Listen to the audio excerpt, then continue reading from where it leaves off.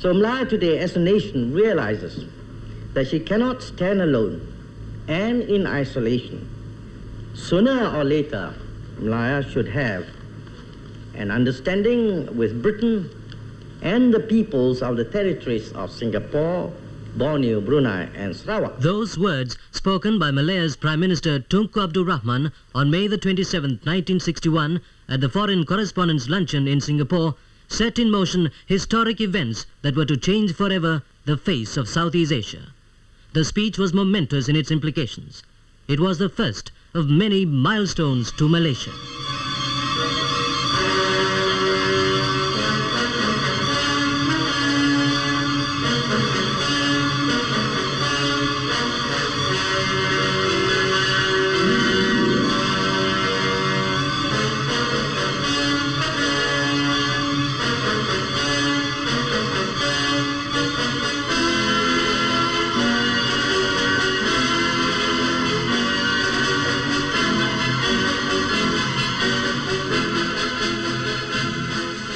The concept of Malaysia envisages a political union of 15 states, 11 of which comprise the Federation of Malaya, namely Perlis, Kedah, Pulau Pinang, Perak, Kelantan, Terengganu, Pahang, Selangor, Negeri Sembilan, Melaka, and Johor.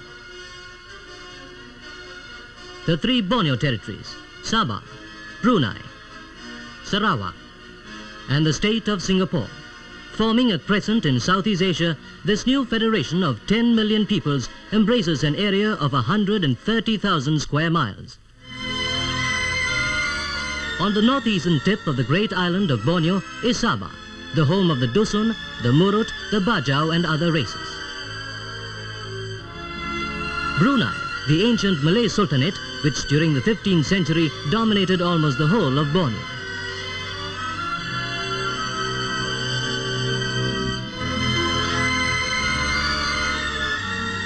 Largest of the three Borneo territories to join in the proposed federation is Sarawak, the land of the Dayak and Iban, Kenyah and Puna. Sarawak too has many Malays and Chinese among her people.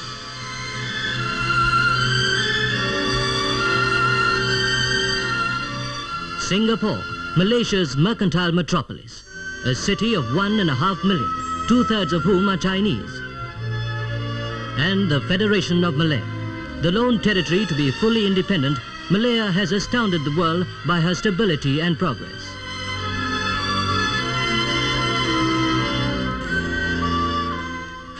The first reaction came from the Prime Minister of Singapore, Mr. Lee Kuan Yew, who openly declared his support for the Malaysia Plan. Negotiations were opened with a view of bringing about an early integration of the two territories. Meanwhile, representatives from Sabah and Sarawak called on the Malayan Prime Minister to obtain a first-hand idea of what the Malaysia Plan would mean for their countries. In his usual sincere and frank manner, the Tunku explained that Malaysia would not only hasten their independence, it would bring untold benefits as well. He invited them to tour the country and see for themselves the progress and development achieved since Merdeka. Impressed and assured, the Borneo leaders took the initiative and formed the Malaysia Solidarity Consultative Committee to discuss the proposal fully and frankly. Malaya has many close ties with her future partners from Borneo. Here, for instance, recruits of the Brunei Malay Regiment are being trained in Malaya.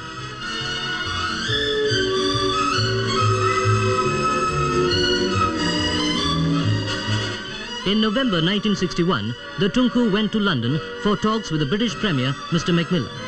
The two governments were convinced that Malaysia was a desirable aim. But before coming to a final decision, the views of the peoples of North Borneo and Sarawak would have to be ascertained. An important milestone on the road to Malaysia were the meetings of the Malaysia Solidarity Consultative Committee, whose objects were to collect and collate views and opinions concerning the creation of Malaysia and foster activities that would promote its early realization. At the second meeting in Kuching, broad agreement was reached on a number of vital subjects. The committee recommended the continuation of the present system of the appointment of His Majesty the Young Di Pertuan Agong as sovereign ruler of the new federation. the new states would each have its own head of state and its own constitution. Although Islam would be the official religion, there would be complete freedom of worship. Malay would be the national language, without barring the teaching and learning of the other languages. There would be control of interstate migration for the Borneo territories. The principle of a strong central government vested with full control on external affairs, defense and internal security was unanimously accepted. At the third meeting in Kuala Lumpur, the Prime Minister Tunku Abdul Rahman declared that all states in Malaysia would enjoy equal rights and status. But due to the special position of Singapore, the city-state would retain local powers in labour and education. The meeting discussed the economic and financial implications of Malaysia and what it meant in terms of national development. Piece by piece, the Malaysia jigsaw fell into place to produce a glowing picture of a vigorous young nation in the making.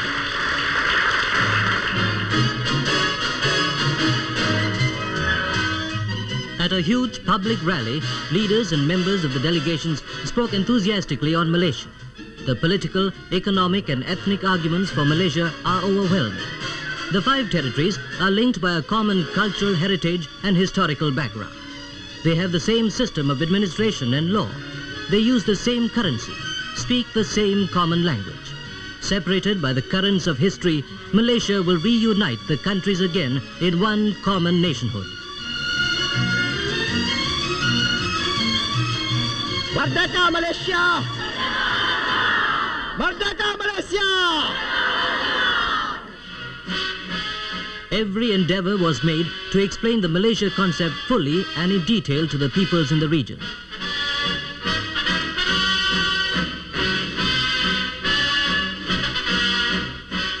In Singapore, the Malaysia Solidarity Consultative Committee met for its final round of conferences.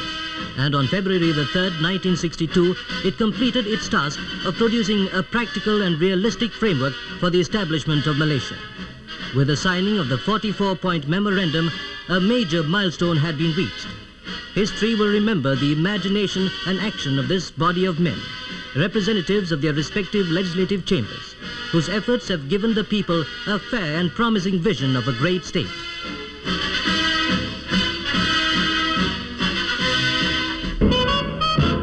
The successful ending of the conference was celebrated by a big cultural show in which all the countries of the new nation were represented. Here, for the first time, was witnessed the rich and varied cultures of Malaysia's many peoples.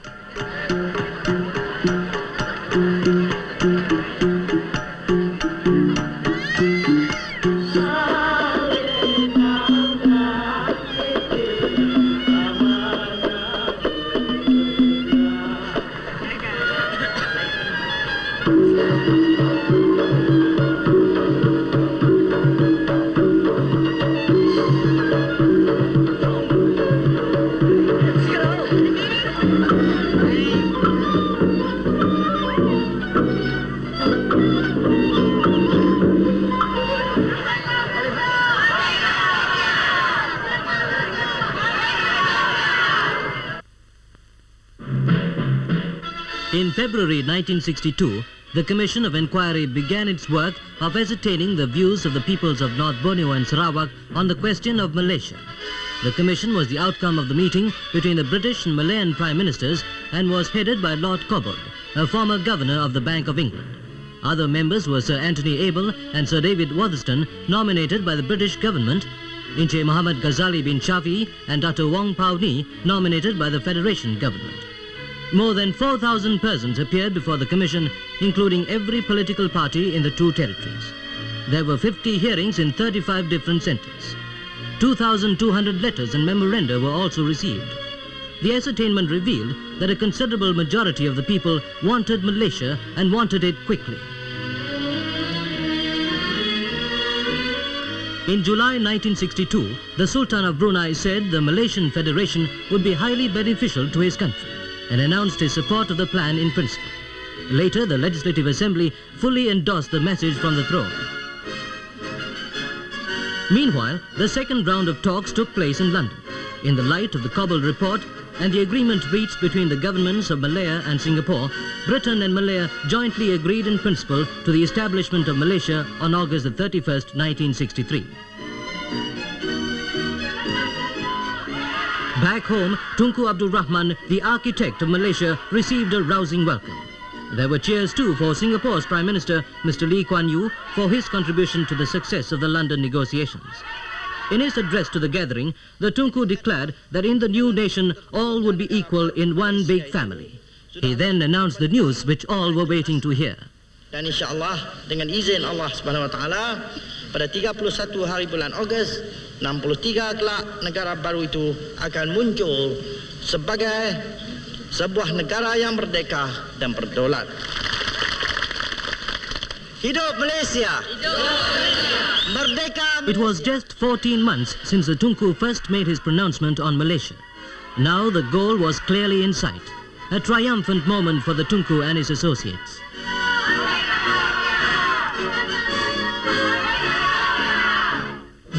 In Singapore, the subject of merger with the Federation had long dominated the political scene.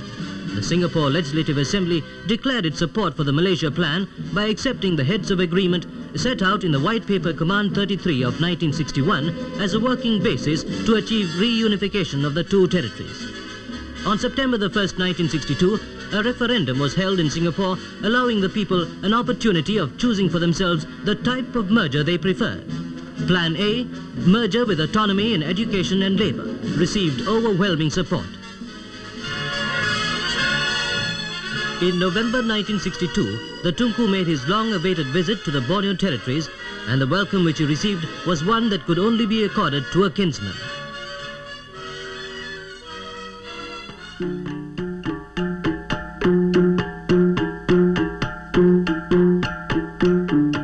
Throughout his tour of the country, the Tunku received warm expressions of goodwill from the people who solidly supported the Malaysia Plan.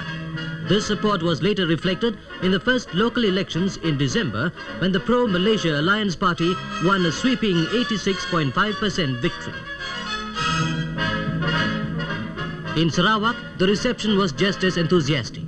The Tunku took every opportunity to clarify and dispel any remaining doubts and fears regarding Malaysia. He stressed that in Malaysia, every member had a right of place and a part to play in the building of the new nation. Meanwhile, the Intergovernmental Committee was hard at work devising the detailed constitutional arrangements, including safeguards for the special interests of the Borneo territories. Representatives from Britain, Malaya, North Borneo and Sarawak worked together in a wonderful spirit of partnership and cooperation.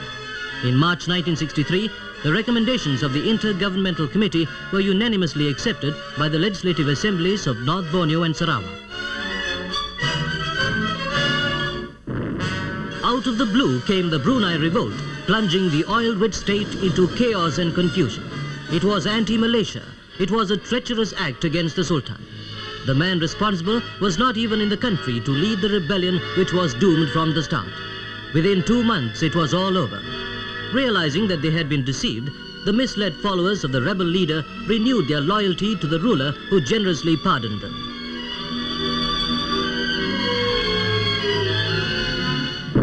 Then came the next shock.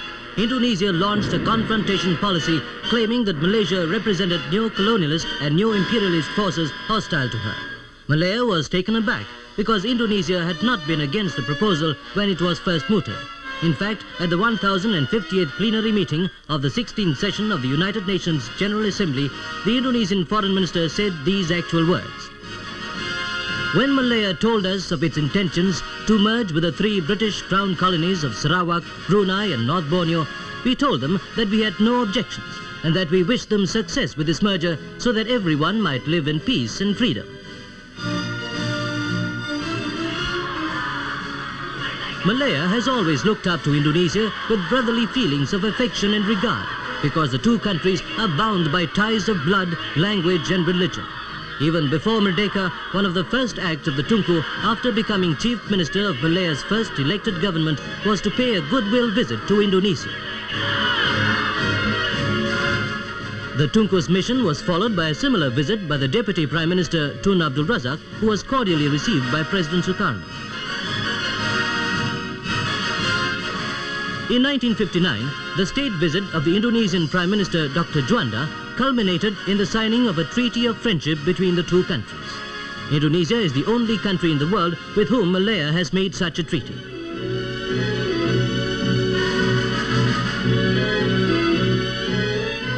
In the face of Indonesia's hostility to Malaysia came a big surprise.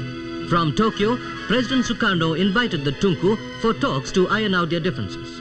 The result gave rise to hopes that confrontation would be called off and good relations restored in the spirit of the Treaty of Friendship binding the two countries.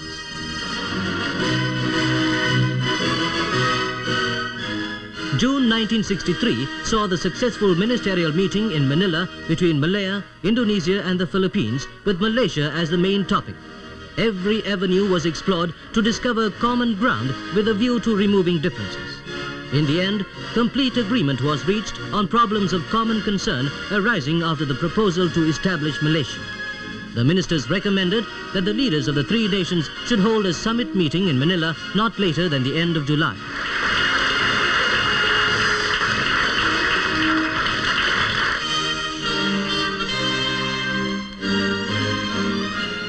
Meanwhile, the first local elections were held in Sarawak to contest the 429 seats in 24 district councils. Political parties had waged a vigorous campaign and Malaysia was the issue.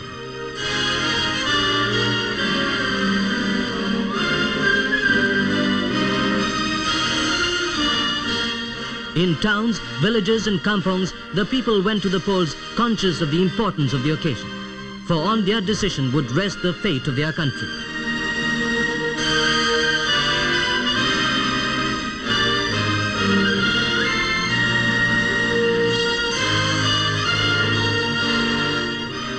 The elections were scrupulously conducted, in accordance with traditional British practice on a universal adult franchise, public registers of voters, and the secret ballot box, all in accordance with strict and detailed legislation.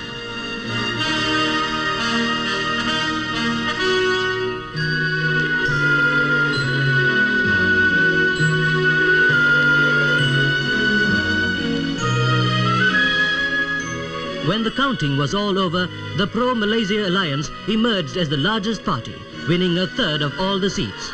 Clearly, the people of Sarawak had expressed their staunch approval for Malaysia by fair and democratic means.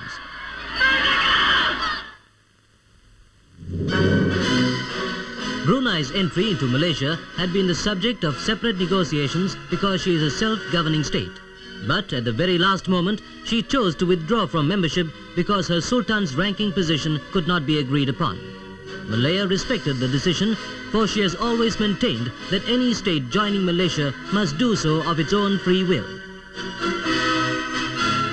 Tunku's arrival in London in early July marked the conclusion of protracted negotiations between Malaya and Singapore on the financial terms for merger. At one stage, the talks almost floundered. But finally, a fair and just settlement was achieved to the satisfaction of all parties. Now, all was ready for the drama of the signing of the Malaysia Agreement. On this historic occasion, the British Prime Minister, Mr. Harold Macmillan, said, "The Federation of Malaysia will be born on the 31st of August, but we are about now to sign the birth certificate. The agreement which we have reached among us is the product of much anxious thought, careful consultation, and keen argument. These processes have continued up to the last possible moment.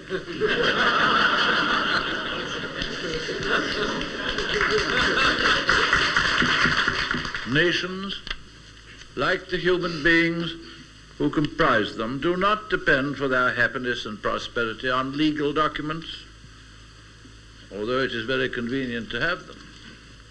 But national happiness and prosperity are determined, partly, of course, by natural resources, but more still by the hearts and wills of the people and by the quality of their leadership.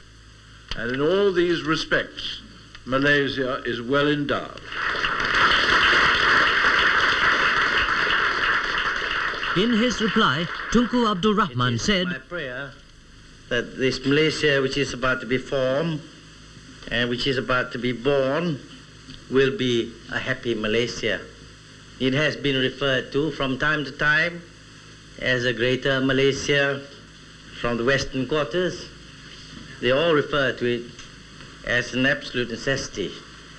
From the other quarters who are opposed to Malaysia, they say it is imperialist design.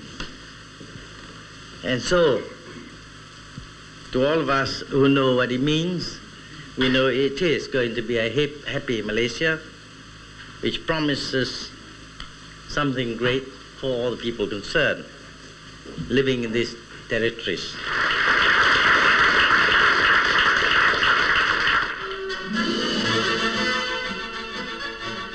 At midnight of July the 8th, the Malaysia Agreement was initialed, bringing to an end the last vestiges of colonialism in Southeast Asia.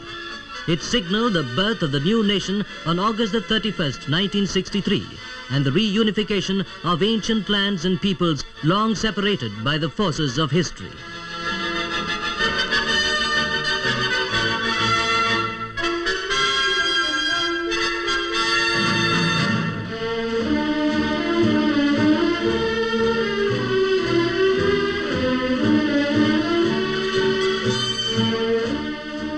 It was only a little more than 2 years ago that the Malaysia Plan was first conceived. The winds of change have blown faster than anyone had anticipated. In signing the agreement, the pioneers of Malaysia could well and truly be proud of their achievement that now brought to realization a bold and far-sighted concept: the creation of a nation of 10 million peoples based on mutual trust and confidence.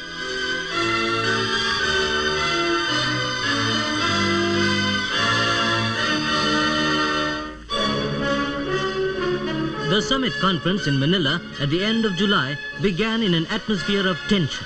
Indonesia had condemned the Malaysia Agreement, and her president came to the conference threatening to destroy Malaysia as a neo-colonialist tool of Britain.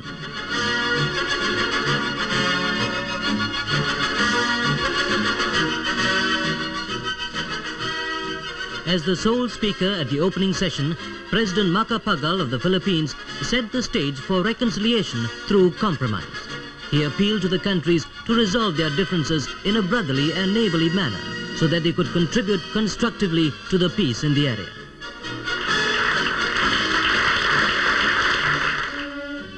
As the conference got down to business, complete accord and understanding was reached on all major issues, including the proposed Federation of Malaysia.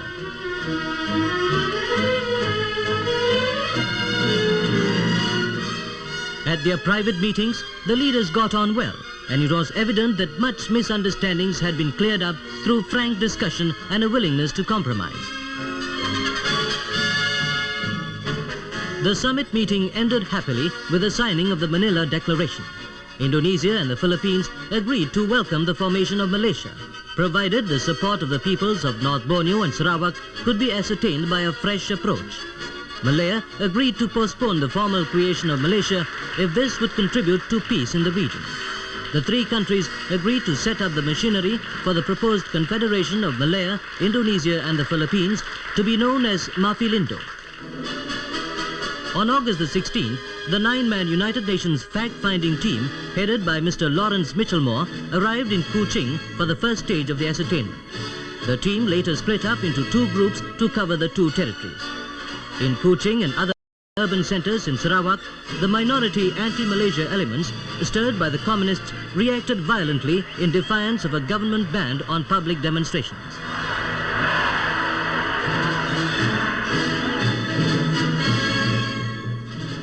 By contrast, the people of North Borneo welcomed the mission peacefully with unanimous pro-Malaysia expressions.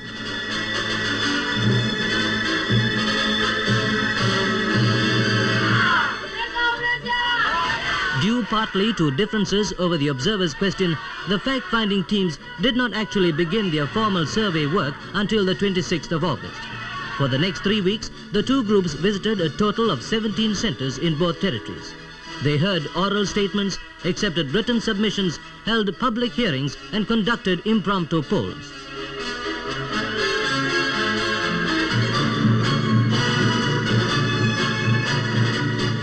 Malaya agreed to the UN ascertainment because of a desire to maintain cordial relationships with her two neighbors. She has no doubts whatsoever as to the outcome of the findings. She has deferred Malaysia Day to September the 16th to enable Indonesia and the Philippines to welcome the birth of the new nation. These she has done in the interest of peace in Asia. We are at the last milestone. The road to Malaysia has not been easy. But we, the peoples of our many lands, have chosen to come together of our free will for our common good. With unity and faith, Malaysia will and shall prevail.